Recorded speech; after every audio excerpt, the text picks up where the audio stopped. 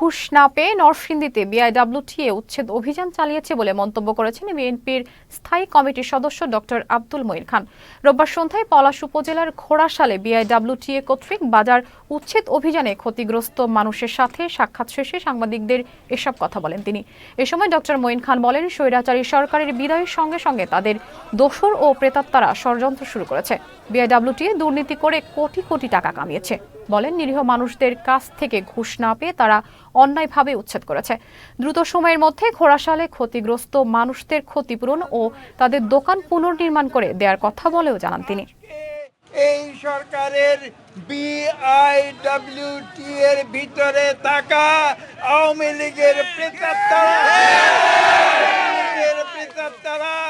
আজকে এখানে এসে ঘোড়াশাল পলাশে নিরীহ দরিদ্র মানুষের উপরে জুলুম অত্যাচার করেছে, যেটা স্বৈরাচারী সরকারের কর্মকাণ্ডকে লজ্জা দেয়। আজকে বলতে বাধ্য হচ্ছি, এই বিআইডব্লিউটিএ বিগত 15 বছর যাবৎ বাংলাদেশের জলাভূমি নদী থেকে হাজার হাজার কোটি টাকার বালু লুটপাট করে দুর্নীতি করেছে এই বিআইডব্লিউটিএ।